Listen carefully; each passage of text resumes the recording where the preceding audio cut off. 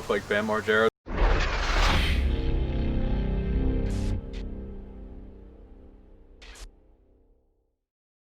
What's going on, everybody? Ratchet is back for another video. Today, as you can see, we got the engine back in. Now it's time to add some boost and, you know, all the plumbing for the intercooler and drilling into the oil pan and stuff like that. So that's going to be today's video. Hopefully after this video it'll be boosted and ready to go.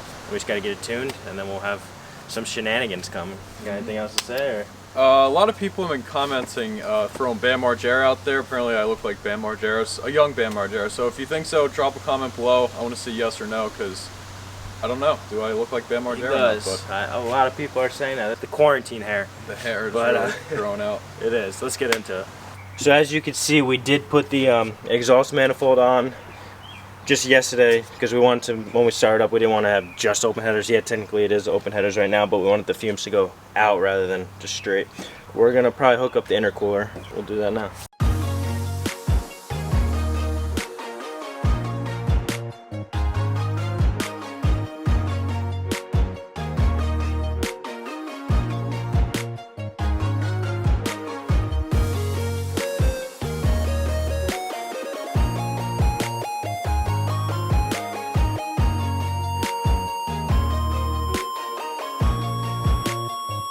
So since we went to start it yesterday and make sure the car ran, we obviously had to get coolant in.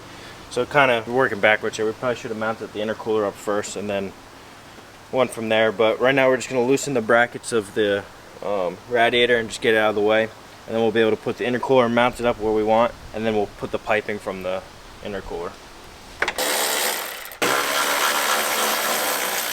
Alright, so if you come over here, Wes is just mocking up where we're going to put the intercooler. It's gonna be kind of hanging right there. Now we just have to figure out where we're gonna mount it so we could, you know, hook it up, and then we'll get the couplers and the piping after we get this mounted up.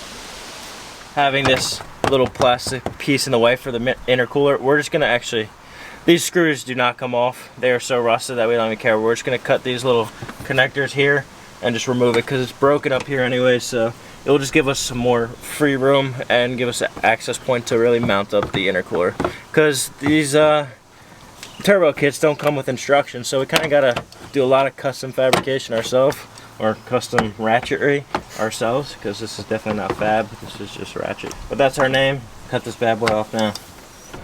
So for the meantime, we just zip tied the intercooler to the frame here, just until we could go to the Home Depot or Lowe's. We're gonna have to get some L brackets and kind of rig something up with these bottom holes and the top holes.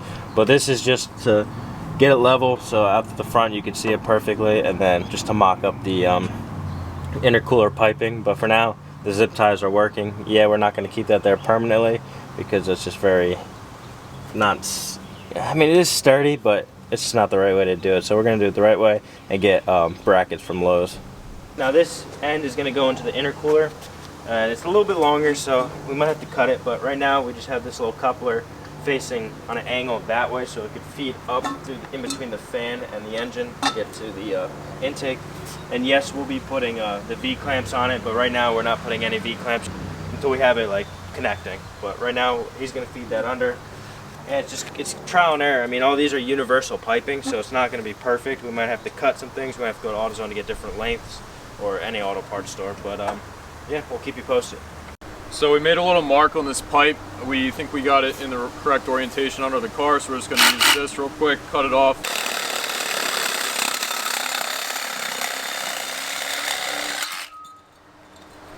That's how you do it. So guys, we got all the piping wrapped up on the bottom end here. Austin's just tightening up those clamps. We ran that straight up with a little 45-degree in there. Worked out perfectly, actually. We're going to clamp that down there, button that up, and then I guess we'll move to that side once we're all done here. So that side's going to be a tough one. This is, yeah, it's going to be really tough. There's not a lot of room. Figure out where to feed it. Yeah, so now we're going to hook up the driver's side. So it's going to sit like this, turbo facing down a little bit, so the intercooler piping can just go straight up right into there. And of course we'll have an exit with this and a nice cold air intake. But it's going to be a tight fit. We're going to have to clock this a little bit, and then we'll be able to hook this bad boy up, drill into the oil pan, and go from there.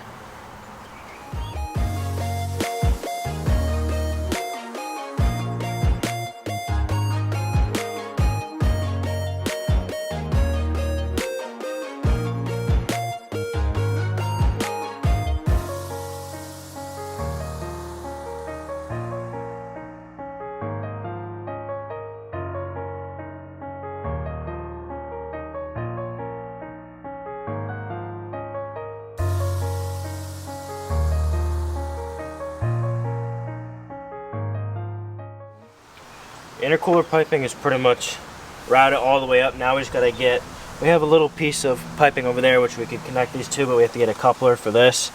We do gotta go to the store and get some nuts and bolts, some hardware for that, and a gasket to put that there. It just takes a lot of finessing and really getting the angles right to make it all fit. We're gonna go to the auto parts store and you won't see it, but we'll be right back. Got our breather here. We got our coupler, which is gonna go from that one pipe to the turbo. We got our bolts and nuts. They're yeah, they're 10 grade, so they're heavy duty. And then we got a new belt because we deleted the AC compressor. This is a perfect fit. We'll do that. Now we're just gonna take a quick lunch break, some Chinese food, and then get back to work, and hopefully we should get it done today. Since we're no longer using the factory air box or air system, we deleted that little piping and the little breather vacuum line that goes there. So we're just gonna put a little breather on her. We'll tighten that one down. Super easy tutorial. This was like 12 bucks at your local auto parts store, so definitely suggest doing that if you're deleting it. Down here on the block we have a 14 millimeter bolt that we're going to take out. I don't know if you can see that, but that's going to be one of our lines that goes straight to the turbo. Probably going to be the feed line, so we're going to take that one off and then we're going to thread that into there. We have some adjustments if we have to adjust the threads, but hopefully the threads are the right size. Just unscrew that bolt, thread that in, and then we have that line which will go straight to the turbo. Alright, so we got the little thread in. Now we just gotta crank her down, tighten it in, and then we'll be able to connect our fitting, our line, onto that stud right there, which we'll be able to feed. But definitely universal shit. It's not the best route to go, so I definitely think if we were to do this again, we'd go OE. And you definitely want to get it tight because you're going to have pressurized oil going through this line, so you don't want to have any leaks. Don't feel like taking this turbo back off. We ran out of time and the auto parts store actually closed. We needed some fittings down here for the oil feed lines, and the intercooler's all hooked up. We just got some piping just to tighten up and hook it up to the turbo, but we're not going to put the turbo on until we get the fittings, which obviously we can't do. The store's closed, so we're going to wrap this part up right now. It is the next day. Project Miata over there. In this video we just finished up with the intercooler piping and everything. We're going to mount the turbo.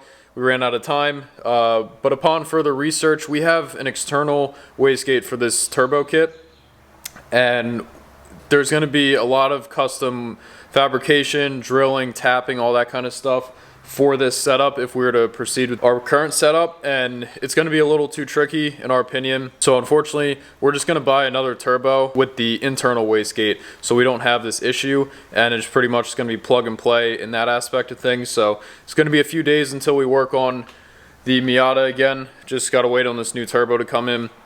For simplicity's sakes, we're gonna get that internal wastegate and hopefully it'll be a lot easier.